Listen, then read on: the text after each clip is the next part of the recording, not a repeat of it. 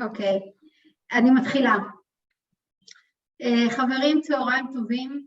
תודה רבה שאתם מצטרפים אלינו לוובינר בנושא תעודת מזון חלאל. שמי עדי טייכר, אני מנהלת את תחום המזון והפוטק במכון הייצוא, ואני מאוד שמחה ונרגשת לקראת הוובינר הזה, שהוא בשיתוף עם איגוד המזון בהתאחדות התעשיינים. אז תודה רבה לשיתוף הפעולה. אנחנו נשמע היום הרצאה מאוד מעניינת של ארגון אינטרנשיונל חלאל, שהעבירו אותו פה כמה אנשים, אחד הנציג שלהם בארץ, משה איצקוביץ, ואחרי אנחנו נשמע את מיסטר אסאד סאג'אד, שהוא המנכ"ל של אינטרנשיונל חלאל, והוא ייתן את כל סקירה של כל הפן הכלכלי, ומיד מאחריו אנחנו נעבור לדוקטור קארם מאלקאווי, מנכ"ל מזרח תיכון בארגון אינטרנשיונל חלאל. אבל לפני שנתחיל בתוכנית המרתקת שלנו, אני מעבירה את השרביט לליאור כוכבי, איגוד המזון, התאחדות התעשיינים, לכמה מילות פתיחה. אז תודה ותהנו. תודה רבה עדי, שלום לכולם, תודה שאתם מצטרפים אלינו. אנחנו עושים את זה בעקבות ככה הסכמי אברהם שנכתבו בשנה שעברה, פתחו עבור התעשיות בכלל ותעשיית המזון בפרט, שווקים בינלאומיים בעולם המוסלמי. אנחנו הבנו את זה במשלחת שעשינו לאיחוד האמירויות לפני כחודשיים, ראינו את הפוטנציאל, ראינו את השווקים, בשבוע שעבר חזרה משלחת ממרוקו של ההתאחדות, ויכול שגם אנחנו מתעדים גם כן לעשות משלחת כזאת. אנחנו חושבים שהשוק המוסלמי הוא הרבה יותר פתוח כרגע לתעשייה הישראלית לייצוא, ואם אנחנו מדברים על כשרות חלאל, אז כמובן מדובר על תעשיית המזון, הפרמצפטיקה, הקוסמטיקה ועוד.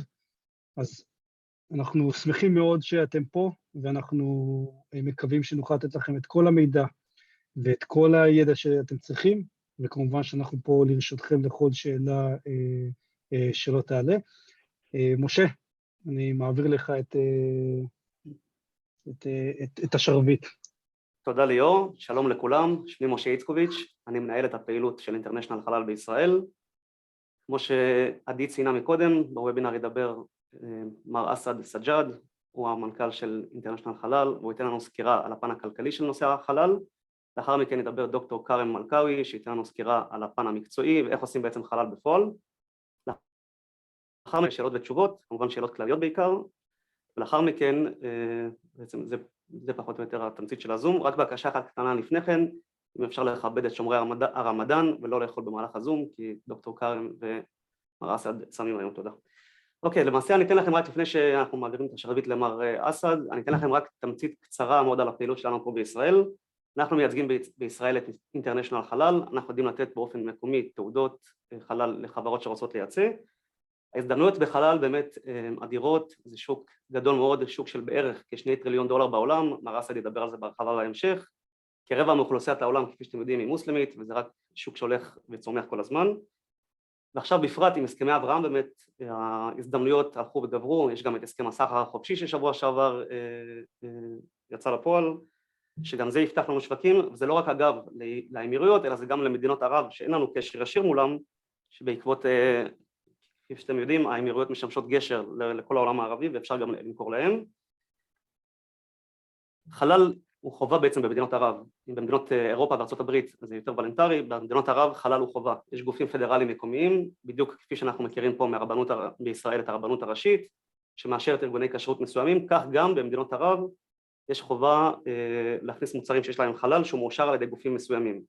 לכן פה בדיוק ההזדמנויות, כי אנחנו רוצים לייצא לעולם, וזה לא רק אגב למדינות ערב, גם ארצות הברית, קנדה ואירופה, יש לנו המון מוסלמים, וגם אם לא כולם דתיים, עדיין הכמות של המוסלמים הדתיים היא עצומה, וגם מי שהוא לא דתי, עדיין הוא תמיד יעדיף מוצר שיש לו חלאל על פני מוצר שאין לו חלאל, בדיוק כפי שאתם מכירים פה בארץ בנושא של כשרות, ששמים לפעמים כשרות על מוצרים שלאו דווקא צריכים כשרות, כמו מים מינרליים או נייר כסף שיש היום כשרות, כי זה מעין תו תקן שאנחנו שומרי הכשרות מכירים את זה, כך גם לגבי הנושא של החלאל, הצרכנים המוסלמים תמיד יעדיפו מוצר עם חלאל, כי זה בעצם מראה להם כשאנחנו באים למכור להם מוצר, אנחנו מדברים אליהם, מדברים את השפה שלהם, מבינים את הצרכים שלהם, זה ערך מוסף שהוא חשוב מאוד.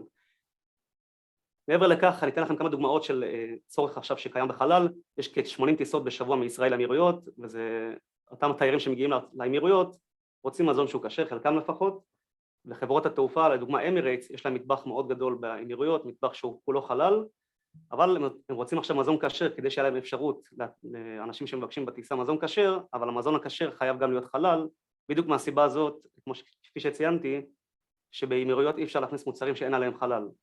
כך גם המלונות המקומיים, וגם להפך אגב, חברות התיירות הישראלית רוצה להביא את התיירים האמירתים לפה, אם הם עולים על טיסה, תייר אמירתי עולה על טיסה עם חברה ישראלית לארץ, הוא רוצה שיהיה לו מזון חלאל בטיסה, ולכן במוקדם או במאוחר חברות התעופה הישראליות גם ירצו לעשות חלאל, כך גם מלונות בארץ, לצורך הדוגמה אם זה יכול להיות באילת או בתל אביב או בים המלח, תיירים אמירתים שאנחנו רוצים להביא אותם לפה, אנחנו צריכים לספק להם פתרון של מזון, כי הם לא מכירים את הכשרות, בניגוד לאוכלוסייה המקומית שכן מכירה בכשרות היהודית ומסתמכת על זה, בעיקר כי עד היום לא היה פתרון של חלאל בישראל, ולכן המוסלמים פה בישראל סמכו על הכשרות, אבל תיירים אמירתים שמגיעים לפה מכל רחבי העולם, ממרוקו, כפי שליאור ציין, הם לא מכירים את הכשרות המקומית, ולכן הם רוצים מוצרים שמאושרי חלאל, ולכן חלאל זה משהו שמאוד חשוב עבורם, וזו תעשייה שרק הולכת וגדלה בפרט בהקשר של החברות הישראליות.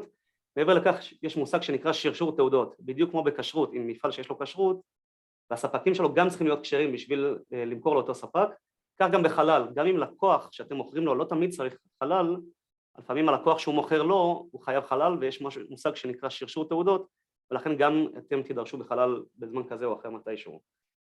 מעבר לכך, ההבדלים בין גופי החלאל השונים, הרבה שאלו אותי את השאלה הזאת, בעיקר ההבדלים הם ברמת המקובלות במדינות שונות.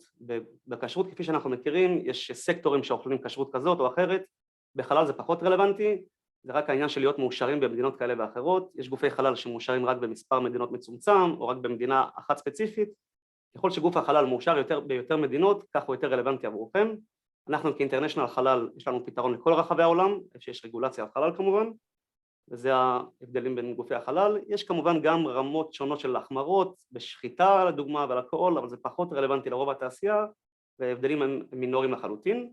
היתרונות שיש לכם פה בחברה הישראלית, בחברה עם נציגות ישראלית, זה שבאמת אנחנו עושים את הבדיקות במפעלים בצורה מקומית, ולא צריך תמיד להביא מחול איש דת מוסלמי שיבוא ויבדוק את המפעל, ובאמת חוסכים הרבה בירוקרטיה.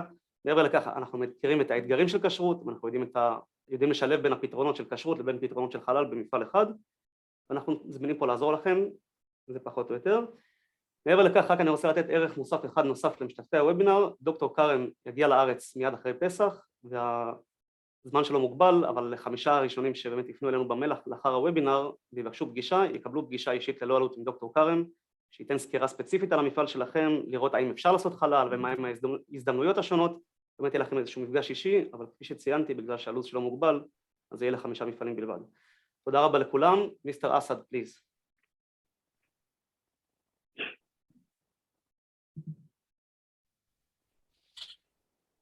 Yes, hi, good afternoon to everyone.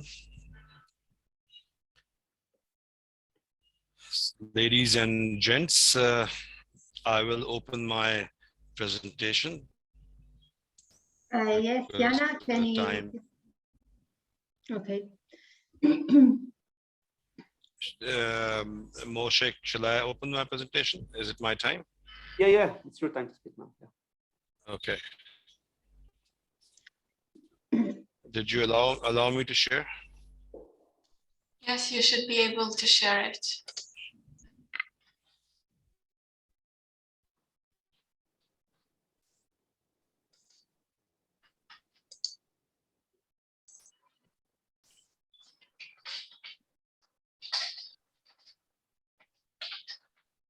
Can you see the screen?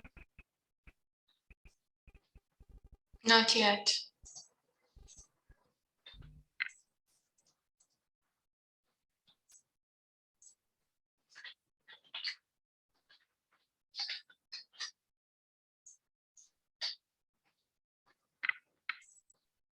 Okay, now we can.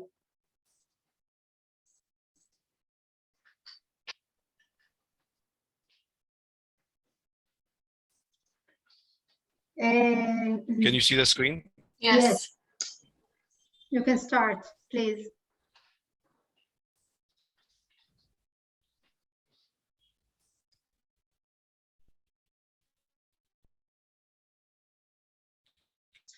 Mr. Saaجاad, Hi. you can start. Moshe, can you see the screen? Yes, we can all see the screen. You can start. Yeah.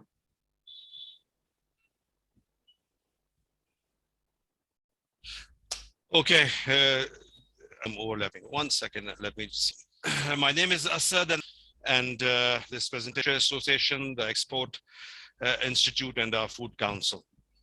I'm going to be talking to you about the overall, the overview of global halal market. This is specially made for these manufacturers, producers, exporters in Israel to help them understand the halal economy, and it's made on the request of Mr. Moshe Itzkovic and Mr. Yankee Hoffman. These two gentlemen are the representative office of ISC in Israel. Okay, this is a little bit of introduction. ISC is a premier halal certification service in the GCC region, offering a halal accredited certificate. We are accredited by INAS, which is the Emirates National Accreditation Body, ESMA, which is the Emirates Standards Body, SFDA, which is the Saudi Food and Drug Authority, Saudi Halal Center, also by PNAC, which is the accreditation body of Pakistan, approved by ICRIC, which is the Islamic Chamber of Commerce accreditation body, also approved by Thailand, Philippines, also by Turkey, also a member of World Halal Council. And we are offering a halal traceability, a QR code, which is very few companies in the world are offering. And this is a QR code which is easily, very instant and easy to check the halal traceability. Anybody can put it on their product or packaging. And we are working in more than 20 plus countries. So this is a little bit of our introduction. These are the logos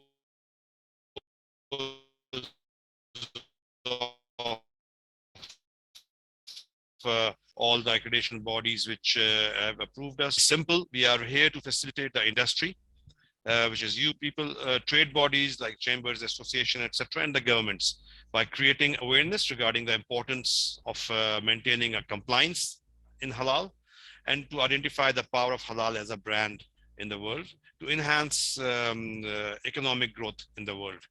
So moving on, a little bit of definition. Halal, as most of you know, is an order of God Almighty. It means, it's an Arabic word, it means permitted, allowed, or lawful in Islam. And for a product to be halal, it has to be free from all the traces of haram, which is not permitted, najis, and doubtful. Haram, as per the Islamic law, starts with some basic definitions. Pig and its byproducts are haram. Haram is the opposite of halal. All alcoholic beverage intoxicants are haram. Blood is not allowed, it's haram. Anything which has got a human body or its byproducts are haram.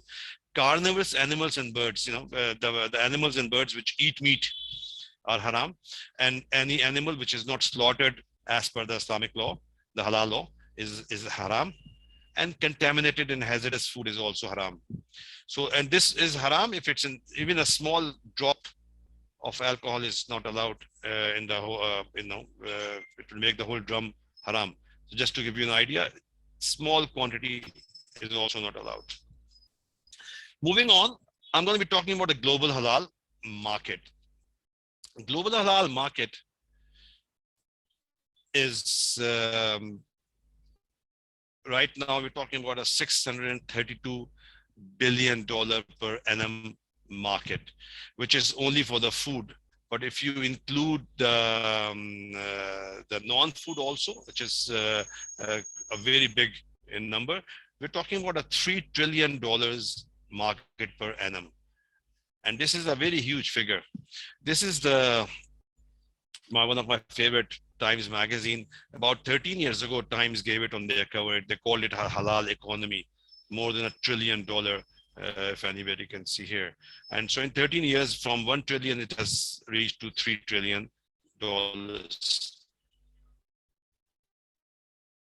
Now, what is covered under this halal umbrella?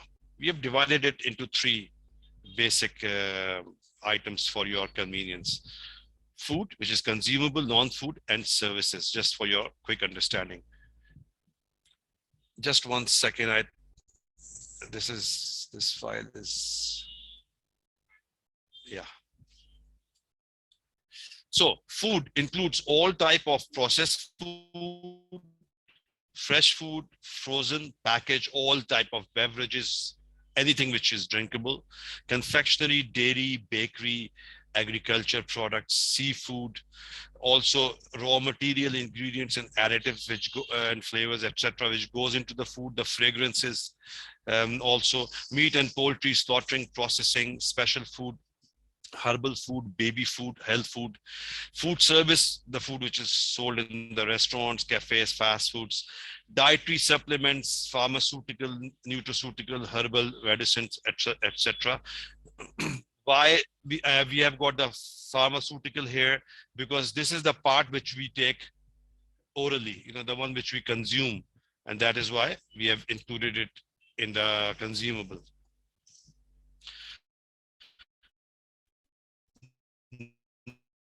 Non-food includes cosmetic, personal care products, baby body care, toiletries, perfumes, animal and poultry feed,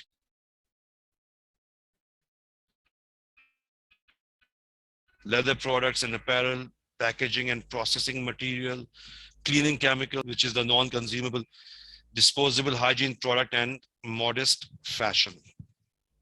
Halal services is very important part of the value chain. It includes the halal tourism, which is also halal medical tourism, halal processing and packaging, which is a complete supply chain. Halal industrial development, which includes halal parks, halal export zone, etc. And halal logistics. Halal logistics is important for a country where pork and alcohol is freely available. Any country where pork and alcohol is freely available, freely imported, then that is where logistics is very important, just to make sure if a product is halal at its origin. Let's say if a meat is slaughtered halal, but then it has to stay halal till it reaches a consumer. So the concept is from farm to fork. So a complete supply chain has to remain halal, and logistics is important in halal services. Oops, 1 second. I think it got closed. 1 second.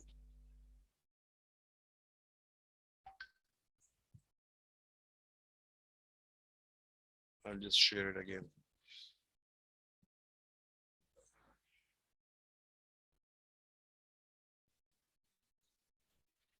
Okay. I'm sharing it again now.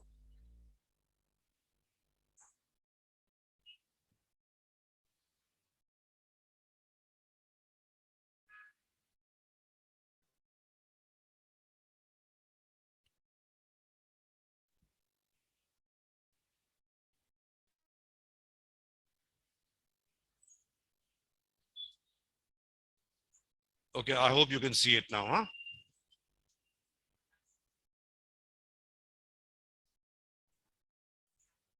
Yes, we can see. Can you see it?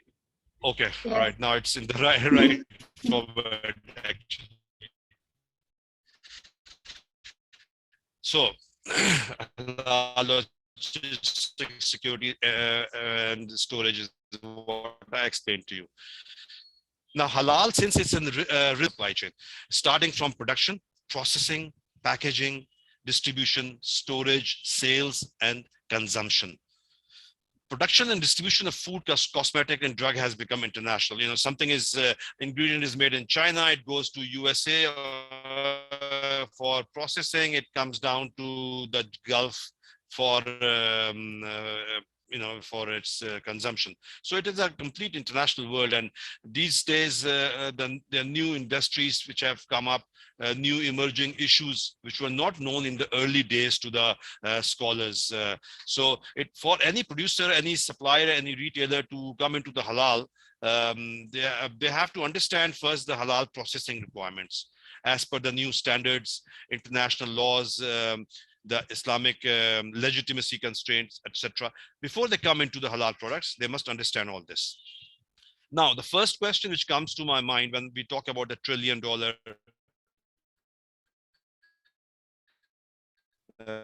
halal economy is, who's the biggest supplier, who's the exporter? Mind that it must be an Islamic country. The 10 biggest exporters of halal products are non-Muslim countries. They are not Muslim countries. Here's the list: India, Brazil, Australia, USA, Argentina, New Zealand, France, Thailand, Philippines, and Singapore. These are the 10 biggest exporters, manufacturers, producers, exporters of halal, which are covering about 80 to 85% of the global halal market production. Canada, including other South Americans already there, European countries, they are the non-Muslim countries which are controlling the production. India, for example, is the biggest in halal meat, which is the Kara meat category, the buffalo meat. India is the largest in the world, followed by Australia. Australia is the largest in the halal red meat category. Brazil is the largest in halal poultry exports.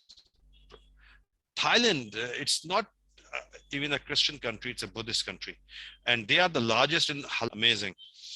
Malaysia and Indonesia, the two main Muslim countries which have got almost 10 to 15% now come up. Iran, Pakistan, and UAE, Saudi Arabia is also getting active in halal. But the majority of the business, 80-85%, is with these countries who are the main consumers.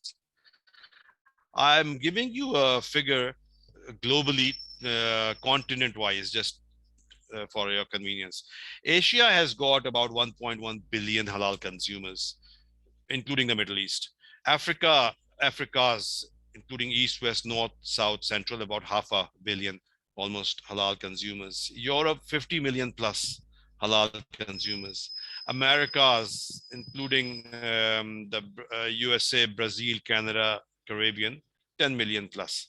And the smallest of the continent, Oceania, which includes New Zealand, Australia, and Fiji, is about 500,000 consumers. So this is where your target consumers are located.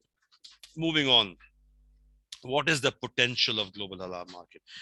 Many times people ask me, what is the global halal market future, Mr. Asad? Can we market? So all these, a very special report, which is called the State of Global Islamic Economy.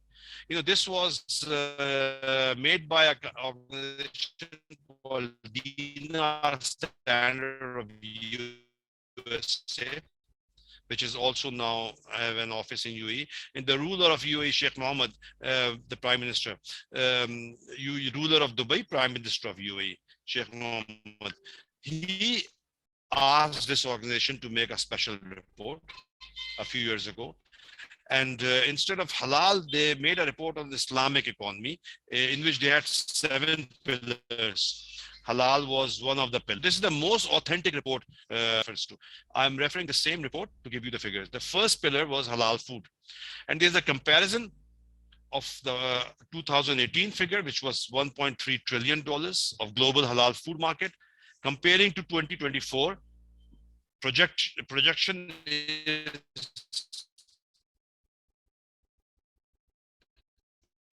$1.9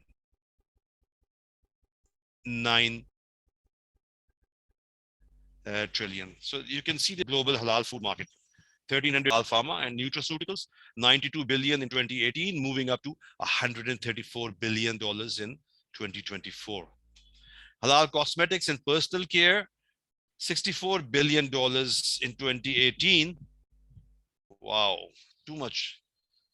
To $95 billion in 2024. I mean, it looks like all my money is going on to cosmetics. Oh my God, modest fashion. This is what it's not called the halal fashion, it's called the modest fashion, you know, to keep yourself modest. That's the idea. 2018 figure of the global market was more than $280 billion. Moving up to 2024, $400 billion. So now we know where the money is going, fashion and cosmetics. Halal travel and tourism was $189 billion in 2018, moving up to $270+ billion in 2024. Halal media and recreation, they made this as a pillar, and it's $220 billion in 2018, moving up to more than $300 billion in 2024. Now, these are different pillars. I did not include Islamic finance, which was also their pillar, because this is not the agenda. But in this, you can see all in one glance. 2018, 2024, just for your convenience, you can see the big jump in halal food, also in cosmetic, also in travel and tourism, pharma. Islamic finance itself is very, very huge. It's just here for your convenience. You can see, sorry, from 2.5 to 3.4 trillion. I'm sorry, slipped. Okay, so moving up. Why halal certification? This is a very important question, the importance of halal certification, or why it is important to have. To answer this question, I'm going to tell you about the basic thing, which is slaughtering. Our understanding, ladies and gents, is halal is limited to slaughtering only. Most of the Muslims, they think zabi, which is the slaughtering in Arabic, of meat and chicken, that is all halal is about. But pig is the most haram. And pig byproducts include food, also non-food, which we use in the everyday life. I'll refer you to this example by book from a lady called Christine Mendestrama from Netherlands. This lady did a research on a pig, and the pig was labeled 05049. This was the tag on the pig. So after slaughtering, what happens to 05049? She did the research for 3 years, and she discovered that 185 different products, nothing was left from this animal. Christine says that if you are a Muslim, or even if you're a vegetarian, you'll still end up using a lot of products that are made from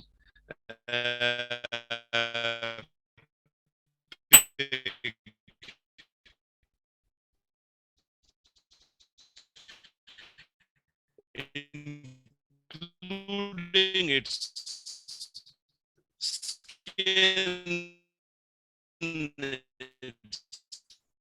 bones, meat. I'm sorry, but the line is unstable. Excuse me? Excuse me?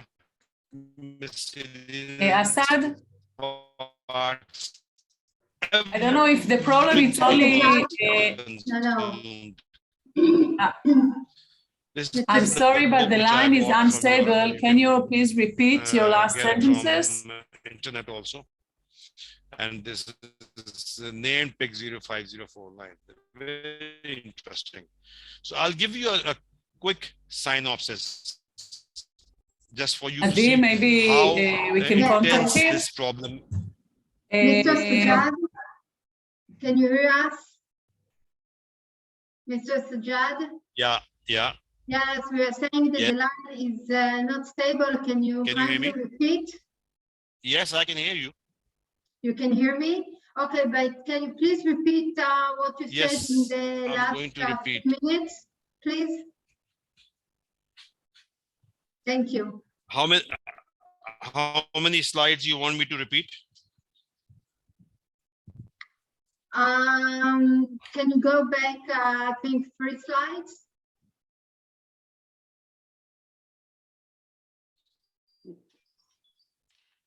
Thank you. 1 second. One Okay, second. just please make sure to be with a stable line.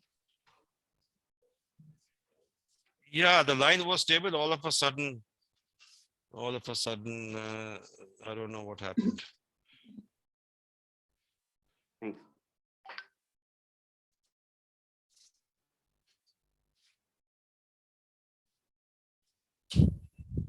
Can you hear me now?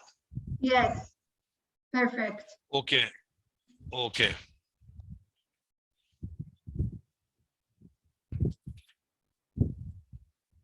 Okay. I'm going to start from this slide. I'm going to talk to you from Holland, and she wrote this book called Pig 05049 after 3 years research, and she discovered 185 products were made from one single animal. And this was the research which she did. Christine says that if you are a Muslim or a vegetarian, you will still end up using a lot of products that are made from pig. Everything is used, nothing is wasted. Skin, bones, meat, internal organs, blood, fat, miscellaneous parts, everything is used. This is the book which I bought. So I'm giving you now a very simple research synopsis for you to see what all is made. From the pig skin, beauty products are made. It is used in skincare, face masks, body lotions, hair conditioner. It is used to make gelatin, which is used in sweets, chewing gums, chocolates, energy bars, marshmallows. Pig skin is used in gelatin, which is also used in pudding, jelly, ice cream, cheesecake, chocolate mousse, UHT milk, fruit juices, and extra calcium. Yogurt, also used in the gelatin sponge, which is used in surgeries. Pig bones is used mainly in photographic film, inkjet papers, X-ray films, but the main problem is pig bone glue. This is a glue which is used as a binder in matches, sandpaper, jigsaw puzzle, and leather products. These are dangerous because jigsaw puzzle is the same which our children take in their mouth, and leather product as a binder. Pig fat is used to make soap in the soap industry, in the tallow, toothpaste, washing powder. She discovered shampoo, anti-wrinkle cream, cattle feed, floor wax, and crayons were using pig fat. Pig blood mainly used in the chicken feed and fish feed industry as a coloring agent. Internal organs, very, very extensive use in the pharmaceutical industry. Also, including the gelatin capsules, which are called the gel caps. A lot of people are using them.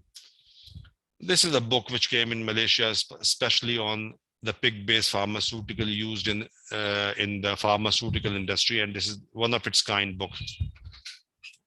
Pig hair, main use is to make L-cysteine. L-cysteine is used as a bread improving agent and also used in flavoring and seasoning. You know, all the confectionery and bread making industry, they use bread improving agent. L-cysteine is one of them. Also, pig hair is used in low-fat butter, paint brushes, and also in tooth brushes. Other products made from pig. Main product which we discovered, the main problem was wax. Wax is used as a coating on so many products, including toothpicks, dental floss, also on the fruits. Also, it's used in the pencil industry, and also bone china crockery. They use pig byproducts, and also in a company making heart valve, were using pig byproducts. So these are some of the examples. Very quickly, I'm moving on to save time. Pig meat, we all know it's haram. It's not allowed.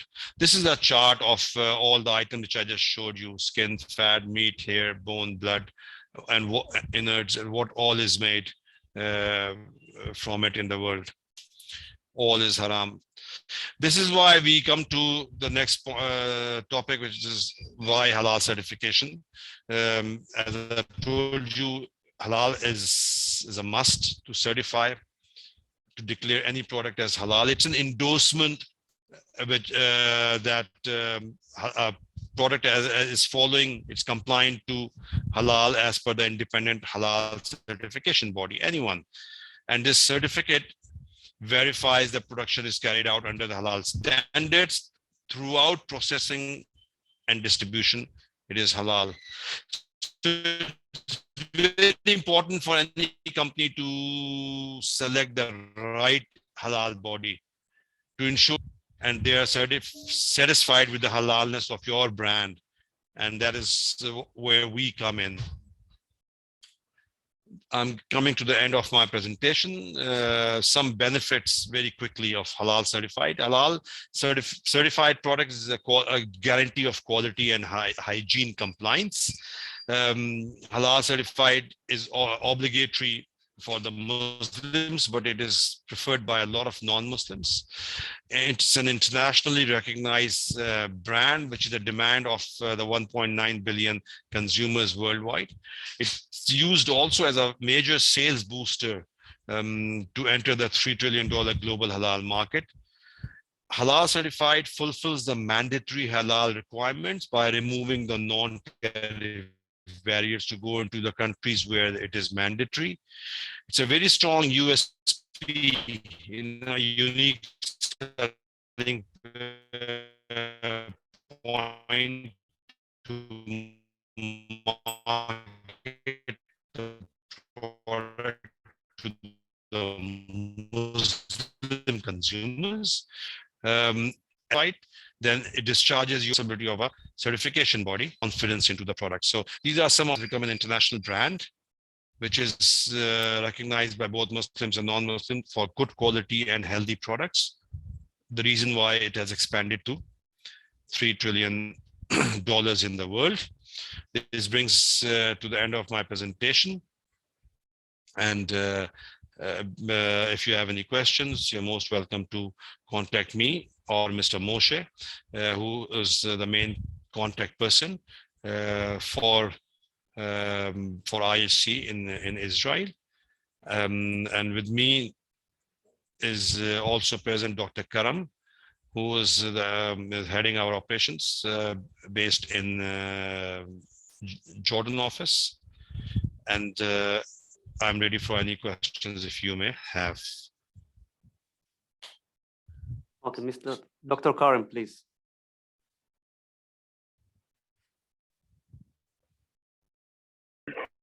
Hello, everybody.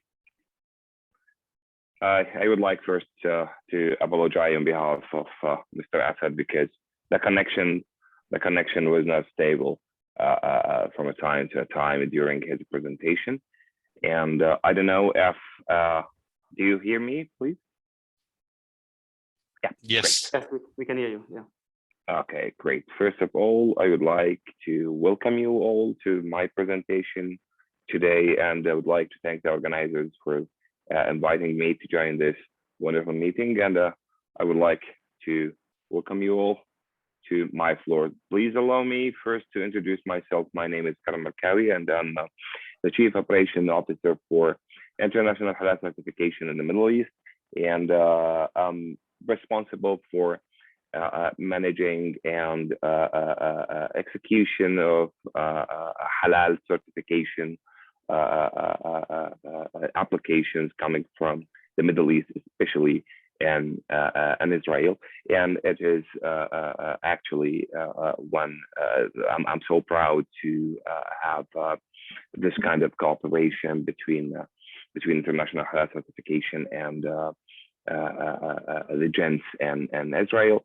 I wish very good luck and success for both of us in promoting such topic in the Israeli market and helping exporters and manufacturers to enter the halal global market and expanding their export and expand their export to countries that put halal certification as one of the mandatory requirements to enter the market, as well as to help the exporters to seize the opportunities in the global halal markets, and that would have a great impact on the economy and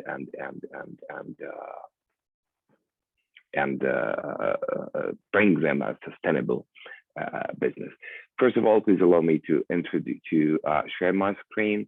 I would like, I'm going to speak a little bit more technical about the technical requirements for getting halal certification or getting your product halal certified or the process halal certified. So I'm here now to, I'm sharing my screen. It will not be that much. I will try to make it very short. Here, I think, yeah.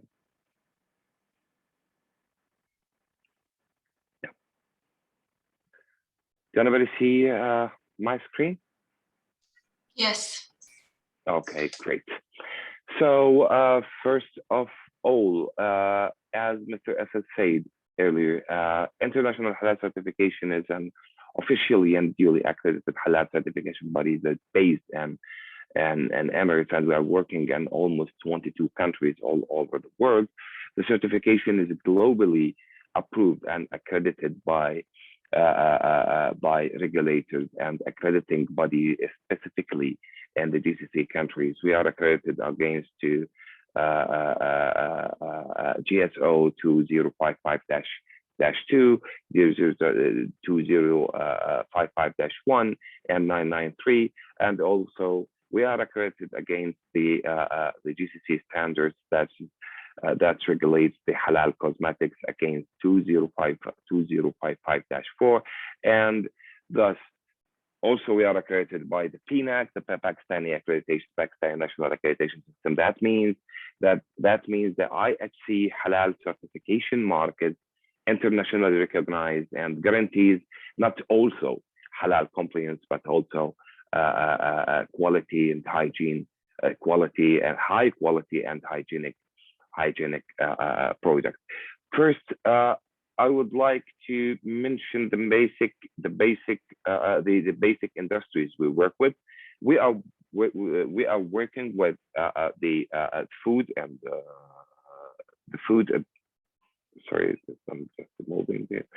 The food and catering sectors, beverages, drinks, meat and poultry, pharmaceuticals, cosmetics, animal feed, packaging, and a newly sector which is tourism and tourism and hospitality industry as introduced. The services we provide in international halal certification and halal product certification. That means we give a certificate that states, declares that the product is in line with both Islamic and Sharia requirements, as well as the other complementary standards, because the standards is not it's not completely Islamic rules, but also there is another standards within the accreditation standards that's related directly to the food safety, to the hygienic, to the principles, to the business, to the business practices. Okay, so if you check any halal standard, you can find out a lot of complementary standards. Okay, a lot of complementary standards that the basic standards rely on it to provide a complete halal certification scheme. The main advantage of getting your halal certification is like what we say always, it's just your passport to enter the market. That the halal certification is a mandatory, okay, to market and to sell your product in. So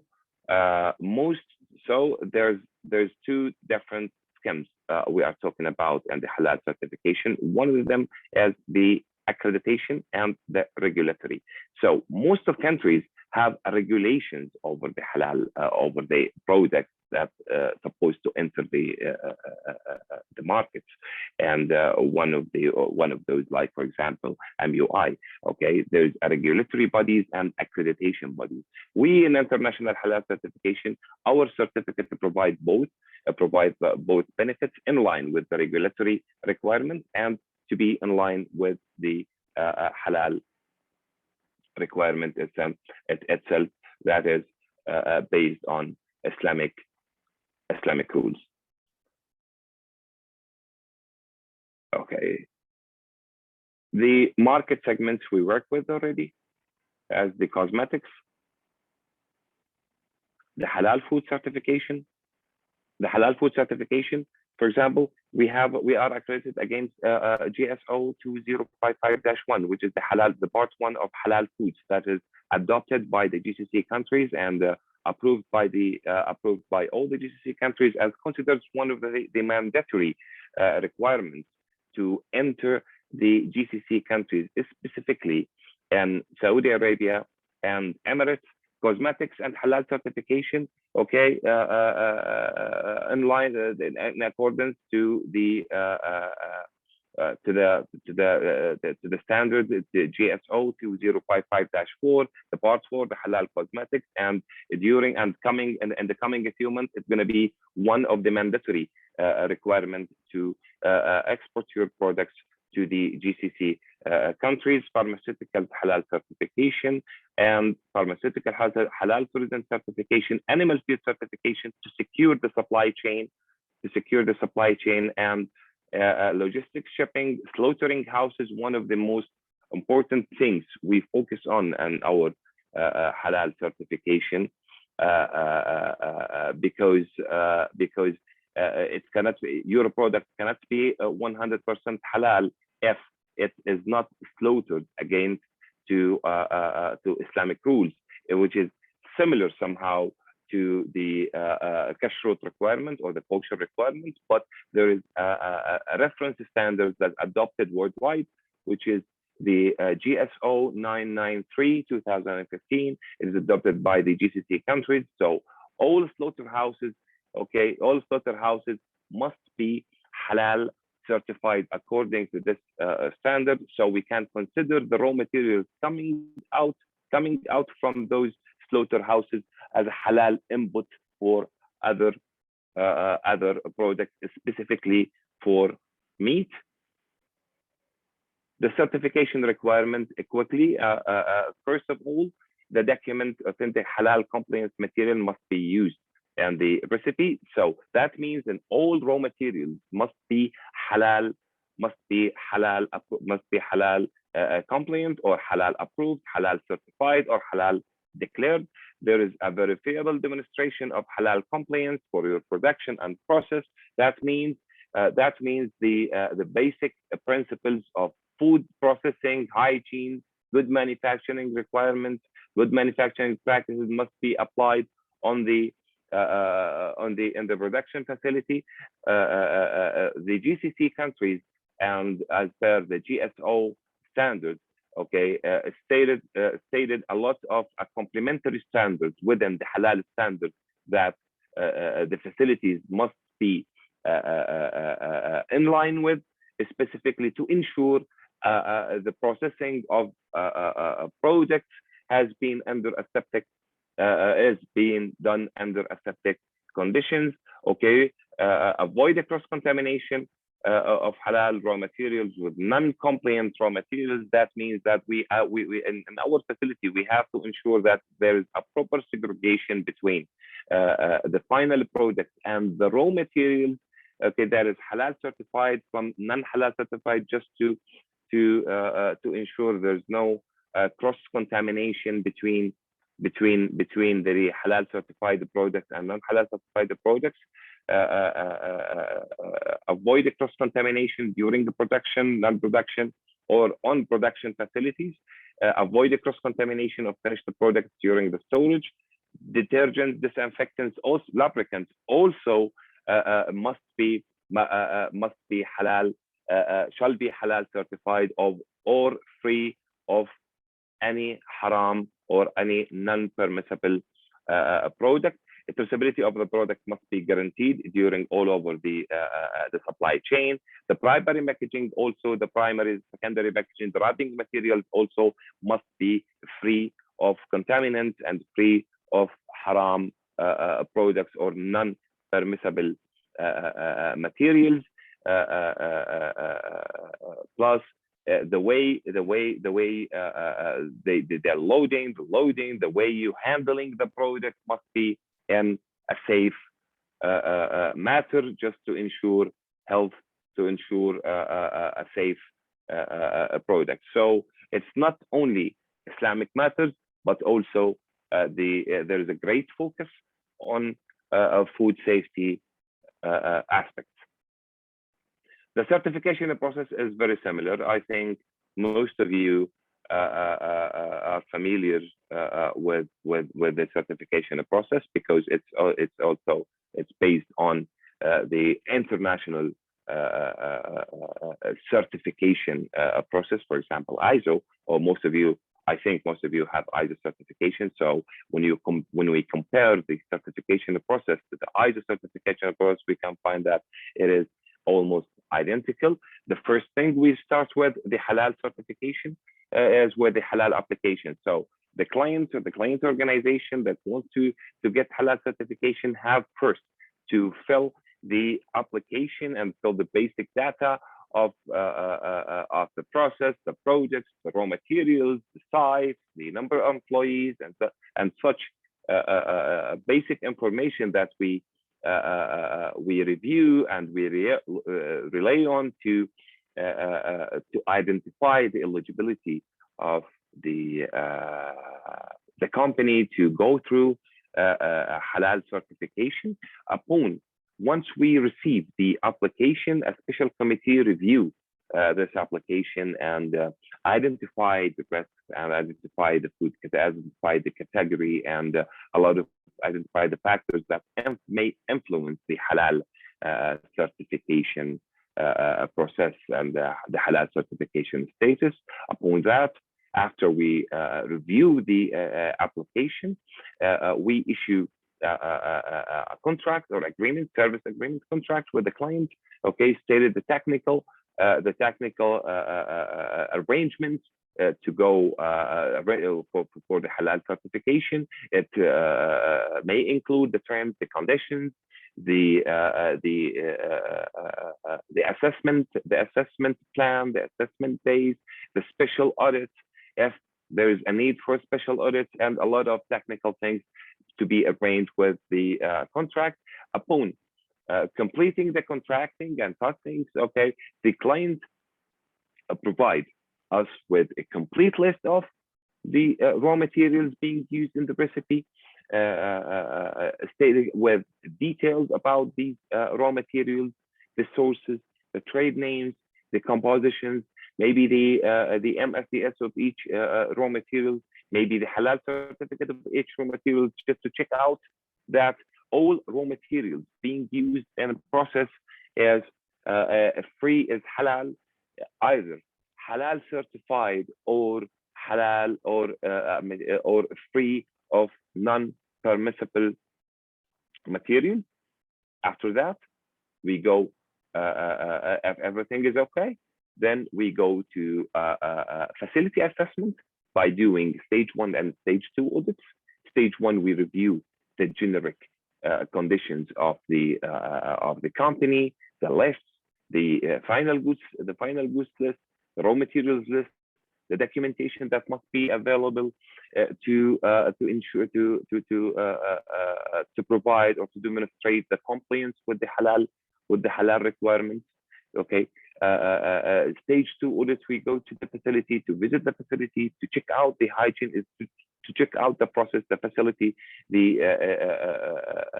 practices on the ground. And after that, the auditors and the assessment teams prepare their reports, and those reports are forwarded to the specific committee. This committee called Halal Decision Committee. They review the audit reports, they review the comments of the auditors, of the assessors, and based upon that, if everything is okay, they just issue the certificate. And after that, there is a couple of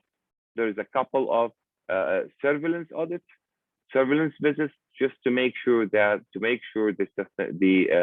continuity, that the company continues applying the halal management system and the product safety management system, and this is the whole process from A to Z, starting from halal application and ending with awarding the halal certificate. The certificate naturally is 3 years valid certificate. Each year we do a surveillance audit to make sure that everything is okay and everything is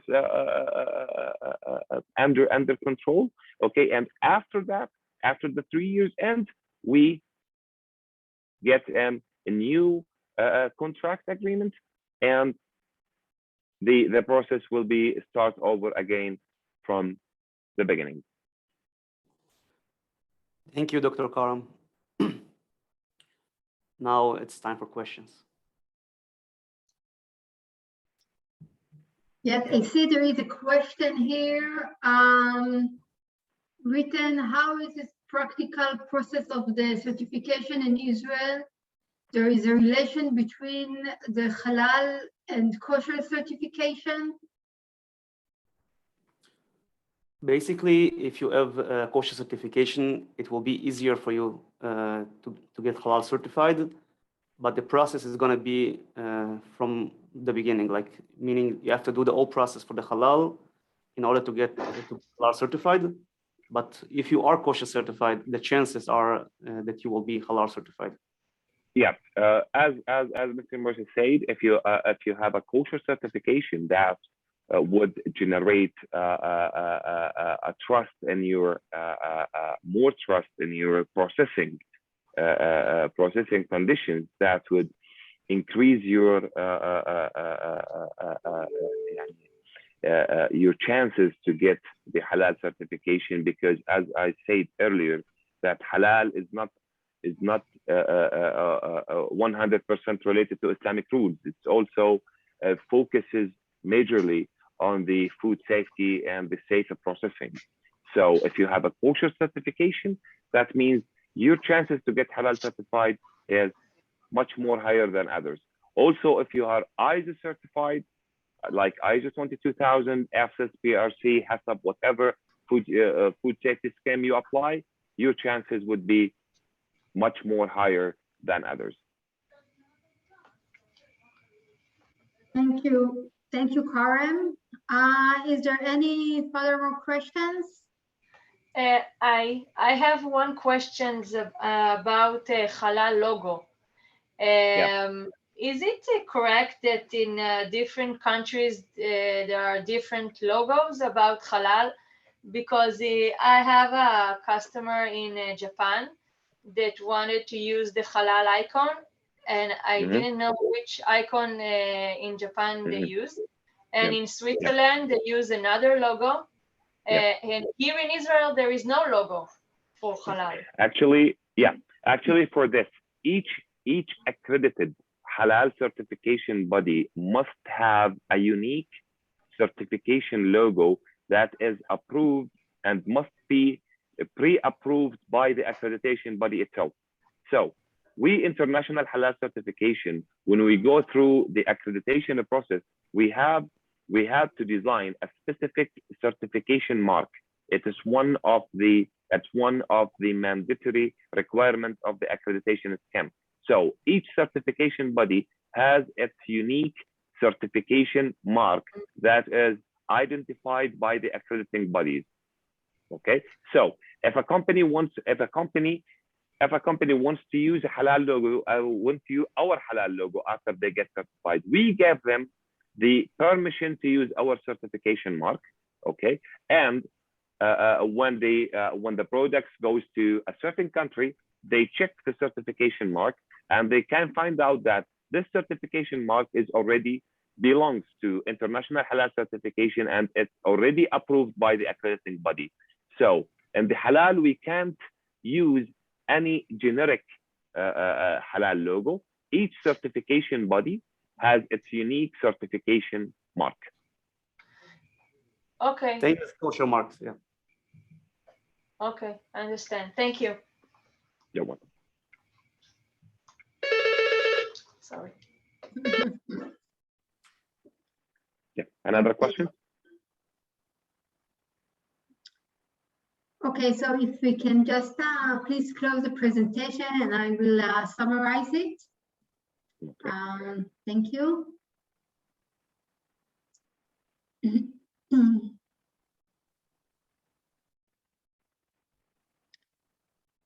I'll just write down on the chat my email address if anyone has any specific questions.